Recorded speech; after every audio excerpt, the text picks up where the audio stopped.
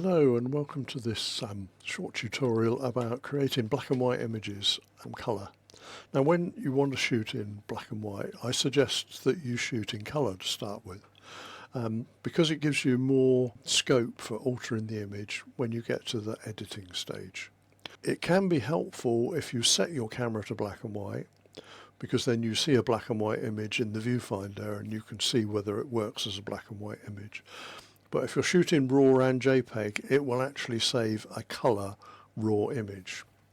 It's only the JPEG that will be served as black and white. So you can do it either way. You can just shoot colour and see colour and then convert it later, or you can set the camera in one of the scene modes to be in black and white mode, in which case you'll see black and white through the viewfinder, but you will still, if you're recording RAW as well as JPEG, you will still have all the colour information.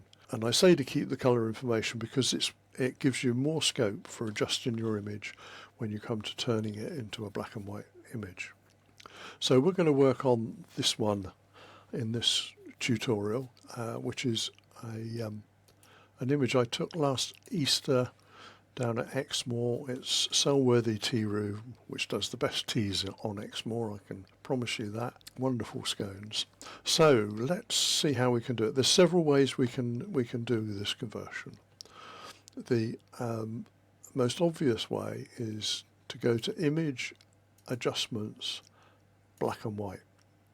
Now you'll see it's automatically changed it to black and white when I do that. But you get these sliders come up. And these sliders are really useful because they let you alter the tone of different colours. So for example, this is a blue sky in here.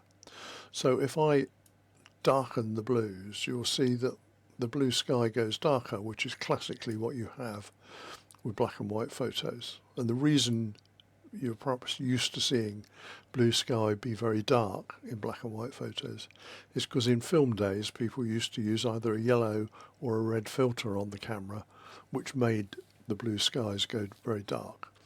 The benefit of doing that is that the white clouds show up more. So that's why you would do that. The other two colours which are particularly interesting to play with are the yellows and the greens, because they affect the grasses. Very often the yellows has more effect, as you can see here. So it gives you this ability to, like, if you want the foreground grass there to be prominent, you can brighten it up a bit. If you want to subdue it, then you can take it down. And you can do the same with the greens. If you double click, the sliders will go back, like most Photoshop and Lightroom things, go back to their default position. So this is their auto state, if you like. So their default state is this rather flat image. In here you've got some presets that you can use, so for maximum black. I don't find these presets terribly helpful, if I'm honest, but they're there. You can see the yellow filter darkens the sky. This is emulating what would happen if you had a yellow or a red filter on the front of your camera when you took the picture. So you can create your black and white picture using this and balance the different colours. This can be really useful if you've got a particularly bright colour in the image that you want to get rid of, like a traffic cone or something like that, because you can turn it to just a dark grey just by altering these colours, which is quite useful.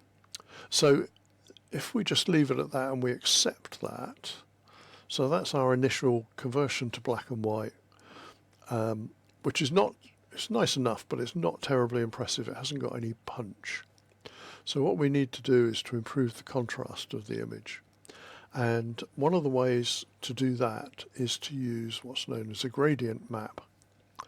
Now, it should be available in one of your tabs on the side here under Adjustments. If Adjustments isn't showing, then you go up to Window and click Adjustments, and that will select it for you. So you go down here, you don't go to black and white, you go to Gradient Map, and it will do weird things to your image, but we haven't finished yet. So you then go to the method and you choose Classic, and then you click on the gradient, go to Basics and select the last one on the right. There. Okay, now we've got our image back, and if I turn that layer on and off, you can see it's really added a bit of punch already. But that's not really a finished image. We can play with that. So if we click on that gradient there, we get the gradient editor come up. And with the gradient editor, we can move these sliders a bit like the levels sliders. And we can change the way this operates. If you go on the middle one, you can act on the mid-range.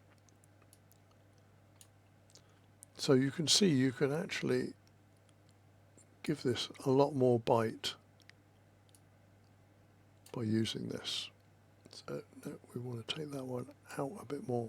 That's it. So it's just added that extra little bit of bite that makes it look more like a classic black and white photo. So if I click OK there, so if I turn the layer on and off, that's how it was in Photoshop. That's how it is after adding that gradient map. And if you want to do more on the gradient map, to play around with it, if you just click on the gradient map layer and then click on the gradient here, you'll get the gradient editor come up. Now you can get sneaky and add extra sliders on here. So if you click near the gradient, you'll see another box comes up which does dramatic things. If you double click on that box, you'll get the color picker. So if you choose a mid-grey, we can now slide this around and it will alter the picture in a different way. And so you can play around with these. If you decide you don't want that slider, just grab hold of it, left click on it and pull it off and it goes away. Simple as that. So that's a way of, I haven't really finished this image, but this is a way of adding some extra punch to a black and white image. You can play away with contrast controls, etc., to make it more punchy. Now the other way, if you happen to have Nik FX, which is a very useful tool, if you've got that, that is, I think, the best way to do a black and white. Let me show you how it works. So we've now gone back to square one with this color image as it came in. So if we go to Filter, Nik Collection and SilverFX, there's a few nice things about this as a tool. The first one is that once it opens up, which is taking a little while because I'm recording and doing all sorts of things on here. Once it opens up, you get this lovely panel down the left hand side that you can scroll through, which applies all manner of presets. Now, I'm not normally a fan of presets, but they're useful here because you can find a starting point. So you can look through these and see something that you quite like. And if you want to see it full screen, just click on it and it will apply it to your image. And you can see that one's not bad. That's done a pretty good one. That's a popular one of mine, is the high structure harsh or smooth. But I think the harsh is better here. It makes it work better. So once we've chosen our preset, the great thing about Nik FX is you've got all these sliders on the right hand side, which means you can tweak it. And the tweaks are very easy to do because you can, for example, if you want to make the blacks blacker, so you amplify the blacks, you can just move that slider across. And you can reset it to 0. And if you want to return to your preset, just go over to your preset and click it and it will reload it. So you can, so here I'm going to amplify some whites a bit. I'm going to recover some highlights by turning the highlights down because highlights are tending to blow. Amplify the blacks a bit. You see we're getting a really nice image start to come out of that. The other thing you can do is, with this, which is lovely, you can add local adjustments. So if you come down to here, the right hand side, and click this add control point, Just click on that, you get little crosshairs. So this tree is looking a bit grey and not terribly good, so you can click on it and this circle will appear.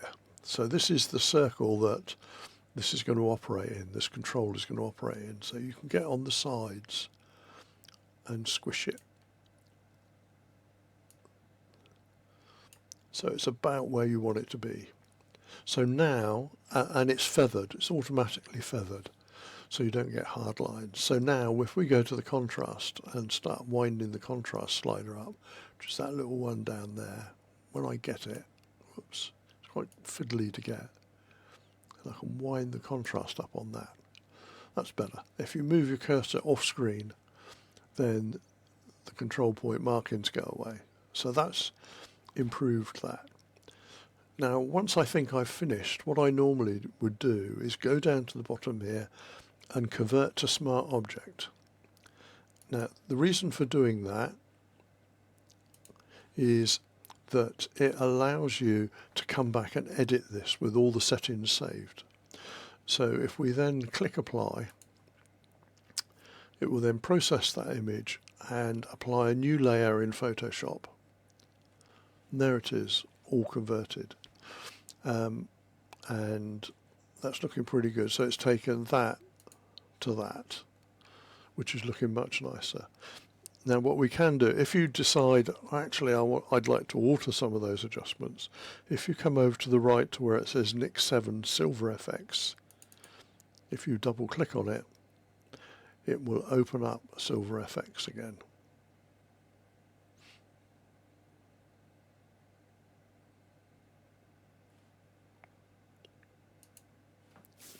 And it will put you back exactly where you were, so you can go and tweak the adjustments again.